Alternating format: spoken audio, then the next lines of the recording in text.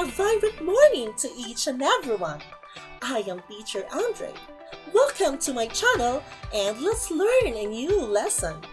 Today, we will be learning about interpersonal communication and leadership styles, wherein at the end of our lesson, you are expected to have acquired the following specific competencies. First, know and understand what is interpersonal communication. Second, enumerate and explain each type or level of interpersonal communication. Third, cite some effective strategies and practices to become effective in interpersonal communication. Fourth, know, understand, and distinguish the different leadership styles.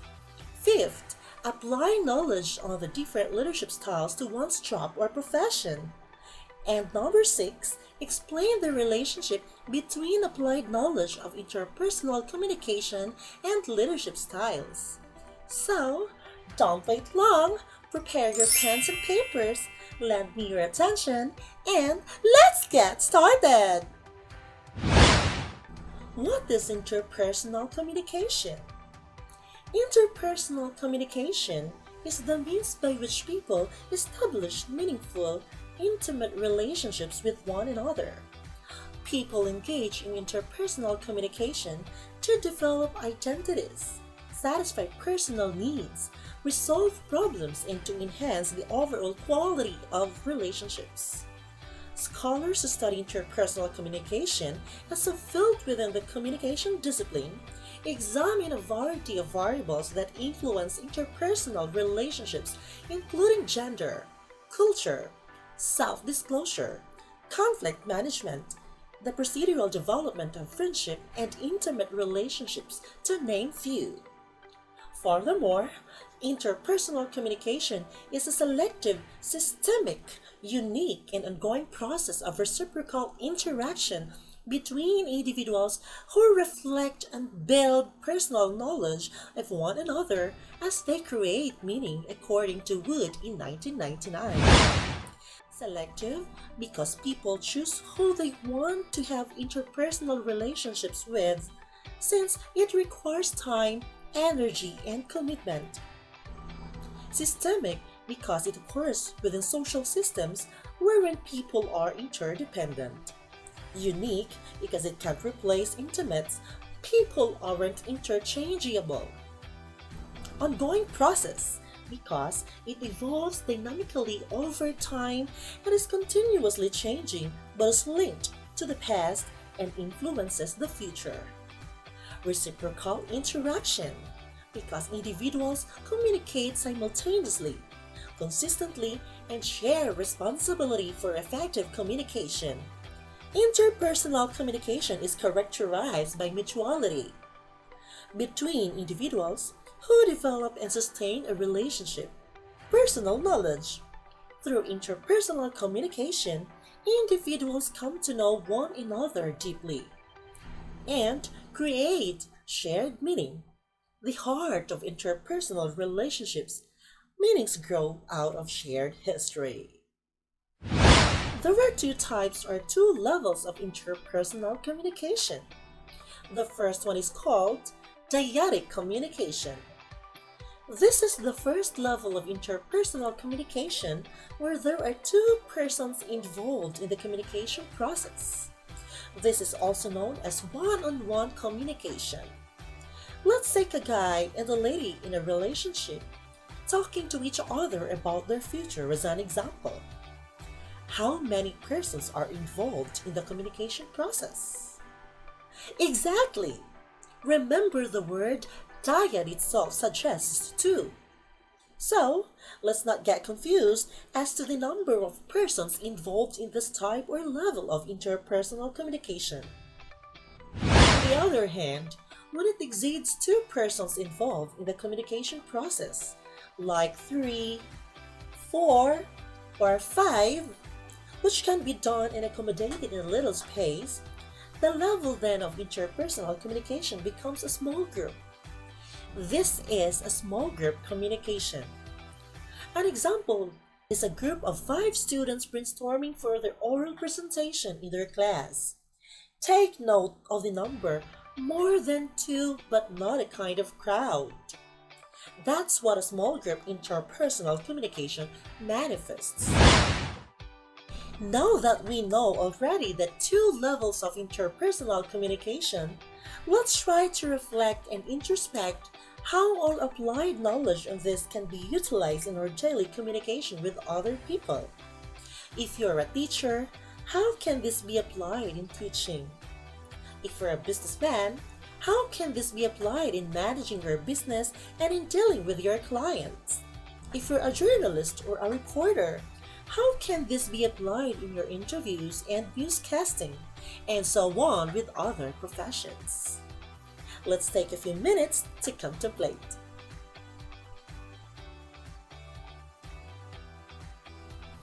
Well, we know now. However, to become more effective in dealing with other people, our clients, counterparts, and all others, let me share you the 10 key soft skills identified as crucial by business executives unleashed in a research published in the Business Communication Quarterly Journal posted in Hailu blog on February 23, 2022. This includes communication, courtesy, flexibility, integrity, interpersonal skills, attitude, professionalism, responsibility, teamwork, work ethic. Communication entails oral, speaking capability, written, presenting, and listening. Courtesy has something to do with manners, etiquette, business etiquette, gracious, says please and thank you, respectful. Flexibility entails adaptability, willing to change, lifelong learner, accepts new things, adjust, and being teachable. Integrity is about honesty, being ethical, high morals, has personal values. When you talk of interpersonal skills, it's being nice, personable, sense of humor, friendly, empathetic, positive. For one's attitude, being optimistic, enthusiastic, encouraging, happy, and confident. For professionalism, it's about businesslike and being poised. Responsibility entails being accountable, reliable, gets the job done, resourceful, self-disciplined, and common sense. Teamwork has something to do with getting along with others, agreeable, supportive, helpful, and collaborative. And lastly, the work ethic, it's being hardworking, loyal, your initiative, self-motivated, on time. At this point in time, we are going to discuss and learn about the different leadership styles. Are you ready? That's good. There were 10 leadership styles according to Sophia Lee as she wrote her article entitled Leadership Skills and posted it on Towards Leadership blog website on August 18, 2020. The first type or style is autocratic leadership. Autocratic leadership is defined by the top-down approach when it comes to all decision-making, procedures, and policies within an organization. An autocratic leader focuses less on collecting input from team members and tends to make executive decisions that others are expected to follow. The advantages of this type of leadership are the following. It can be efficient, especially when it comes to decision making. It keeps teams cohesive and consistent since one person is taking charge. It may make everyone's individual roles clearer since they'll be delegated specific duties and won't be encouraged to step outside of that role. However, this has also its disadvantages. It can stifle creativity, collaboration, and innovation. It doesn't lead to diversity in thought. It may lead to disengaged individuals and teams who feel like they don't have a choice or they don't have a voice.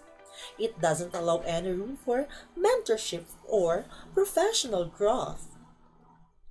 While its recommendation rating is 1 out of 5, which means least likely to recommend. The second type is transactional leadership. Transactional leadership is defined by control, organization, and short-term planning. Leaders who adopt this style rely on a system of rewards and punishment to motivate their followers. As you can see, there are many similarities between transactional leadership and autocratic leadership. The main difference is that transactional leadership, as the name implies, involves a clear exchange between the leader and the team members. For instance, in exchange for compliance and high performance, an employee might be rewarded with a promotion. Its pros are the following. This can be an efficient way to reach short-term goals. It clearly defines expected behavior from team members due to a system of reward and punishment, and it provides structure and stability. However, its negative side are the following. It limits creativity, growth, and initiative. It may not be impactful on people who aren't driven by extrinsic motivation. And this can be discouraging for those who are looking for professional and personal development opportunities. While its recommendation rating is 2 out of 5, which means less likely to recommend. The third type is bureaucratic leadership. Bureaucratic leadership relies on a clear chain of command, strict regulations, and confirmation by its followers. As the name implies, this is a leadership style that's commonly found in government entities, as well as military and public organizations. Its advantages are: it is stable in terms of job security and outcomes. It removes favoritism from the equation. It has very clear roles, responsibilities, and expectations, and a highly visible set of processes and regulations. However, it is inefficient since everything has to go through a chain of command. It doesn't encourage an individual's personal or professional growth. It stifles creativity, innovation, and free thinking. It doesn't foster collaboration or relationship building within teams. It can make it difficult to respond to change. While its recommendation rating is 2 out of 5, which means less likely to recommend. The fourth type of leadership is what we called charismatic leadership. This is defined by a leader who uses their communication skills, persuasiveness, and charm to influence others.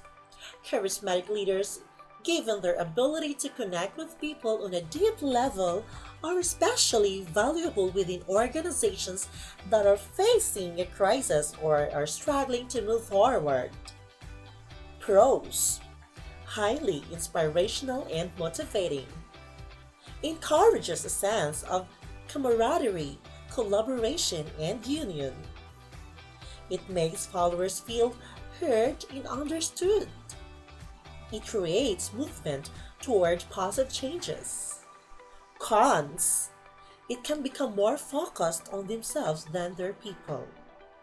It has the potential to become self-serving. And it frequently viewed as shallow or disingenuous. While its recommendation rating is 3 out of 5, which means might recommend. The fifth type of leadership is what we call transformational leadership. This creative vision based on identified needs and guide their teams towards the unified goal through inspiration and motivation. The main difference between transformational leadership and the other styles we've covered so far is that this one is focused on changing the systems and processes that aren't working. Unlike transactional leadership or bureaucratic leadership, which don't aim to change the status quo. Pros: motivating for the team, conducive to building strong relationships and encouraging collaboration. It gives team members autonomy to do their jobs, and it can lead to more creativity, growth, and empathy on teams. Cons: it may not be best fit for specific organizations, that is, bureaucratic. It can cause feelings of instability while disrupting the status quo. Lots of pressure on the leader who needs to lead by example, while its recommendation rating is 5 out of 5, which means most likely to recommend. The sixth type is coaching leadership. This is a style defined by collaboration, support, and guidance. Coaching leaders are focused on bringing out the best in their teams by guiding them through goals and obstacles. Pros: encourages two-way communication and collaboration. It involves lots of constructive feedback. It facilitates the personal and professional development of individuals. This focuses on being supportive, not judgmental. And it creates opportunities for growth and creative thinking. However, it has its cons. Resource intensive since it requires a lot of time and energy. It doesn't always lead to the fastest, most efficient results. It may not be the ideal choice for high pressure or strictly results driven companies, while its recommendation rating is 5 out of 5, which means most likely to recommend. The seventh type is democratic leadership. Democratic leadership, it is also commonly known as participative leadership, is about letting multiple people participate in the decision-making process. This type of leadership can be seen in a wide range of contexts, from business to schools to governments.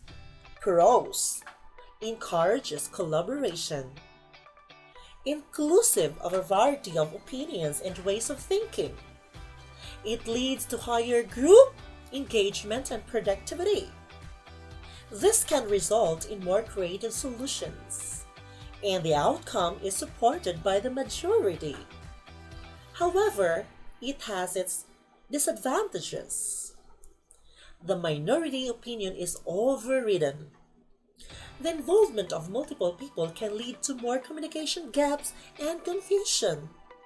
It can take a longer time to come to a decision. And an unskilled or untrained group can result in more decision making, while its recommendation rating is 4 out of 5, which means likely to recommend. The eighth type of leadership is what we call the collaborative leadership. This is focused on encouraging people to work together across functional and organizational boundaries. The purpose of this leadership style is to encourage collaboration with other teams and departments to accomplish shared goals. Advantages: this can lead to more creative, innovative ways of thinking, more opportunities for diversity, can strengthen cross-team relationships, and it builds trust within an organization.